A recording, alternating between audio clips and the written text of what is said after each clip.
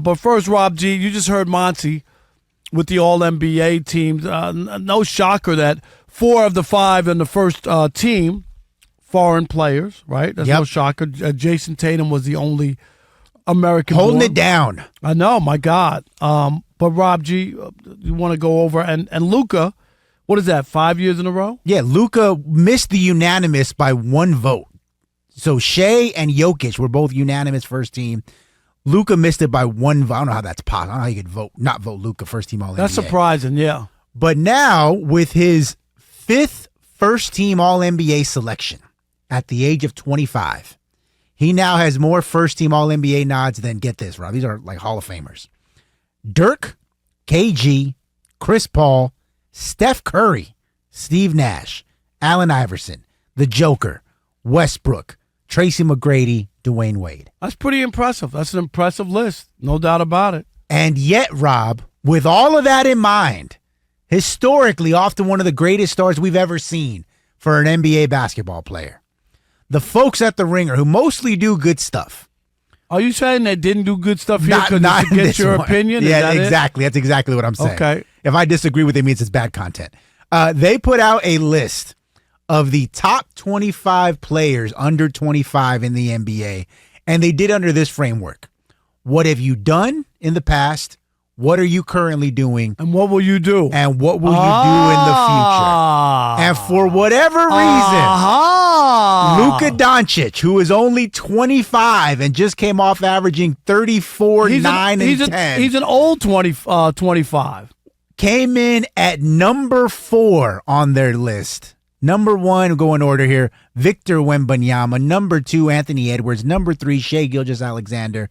Number 4, Luka Doncic, rounding out the top 5. Number 5, Tyrese Halliburton. All right. Well, you got an issue with that? What is so bad about that being in the top 4? Where do you want him? So he should be 3 or 2?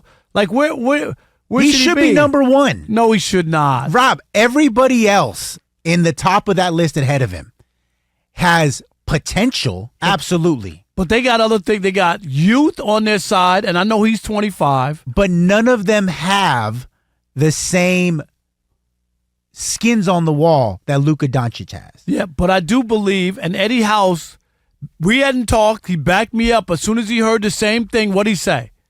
He was talking about the ceiling and whether or not those other guys who are just getting started have bigger, higher ceilings than he does. Luka might have plateaued. And it's a hell of a plateau to be at, though, Rob. It's Mount Everest. Yes. I get it. It's Mount Everest. But there's also stuff like he's always banged up. He doesn't always look like he's in the best shape. No, he's doughy, yeah. He's doughy. I mean, if you were close to him and you were at a game and you have great seats and he walked by you, you just might stick your finger in his stomach. You just might. Oh, my gosh. Oh, no. You just might. Okay. Is that fair? I don't think that's fair. Okay, but go but on. you get my point. I get your point. Yes, and I just think that they're way more excited about these young. Wemby. How old is he? 20? But his is all off potential. No, I get it. I had a great year. He only played 28 minutes. I get it. He won Defensive Player of the Year. Lost all these games. Lost 18 in a row. Weren't you the guy who said the lost 18 in a row? Yes. He can't be that good. But now you're like, hey, all the potential, though, on Wemby is incredible. Because of it says what you're doing now, you know, and the future. And it's not, and I think you're right. Like, we've seen what Luka has done, and you expect kind of the same. These other guys could be off the chart. When you start talking about Ant-Man being 22 and even mentioning with Michael Jordan, whether it's legit or not, it tells you about what expectations people have. Is that fair? Yeah, but what they could be. And we talked about this earlier before the show. But it wasn't like he's in the top. He was number 10. He's number 4. Right. So with Anthony Edwards specific, because SGA is also 25. So even though he's kind of a late bloomer, I think to say that he has more upside than Luka is a little bit disingenuous because they're the same age. It just so happens that Luka's been great out of the gate, and SGA has been like a steady rise up the right. rankings. And then this year to take that team, he was great. He was my pick for MVP. Right. So not to take away from him, he was not MVP. But he just does not have. Just leave that in there. He doesn't have the same resume that Luka has. And with Anthony Edwards, I like Anthony Edwards. I think he's going to be a great player. He could be on that short list of faces of the NBA once the LeBron, Steph, KD era is officially closed. We're kind of at the very, very, very tail end of it right now. It could be ending any minute now. But Anthony Edwards is getting a lot of credit, and rightfully so, for what he did against Minnesota and against Phoenix. He was fantastic. You know, that Game 6 performance that he had where they won by 45. He was great. But they're making it seem like we've never seen this before. Like we've never seen a 22-year-old, you know, take the bull by the horns and kind of announce his arrival to the NBA. I agree with that. Rob, Jason Tatum did the exact same thing. No, I agree. And I think we are caught up in this sports world that we're in now, prisoner of the moment. Everything that happened yesterday is the greatest thing that ever happened, right. Rob G. You know that. Yes. There's no context.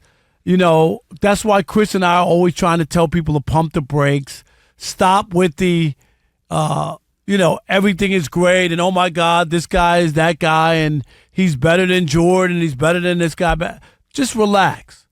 Give people a chance to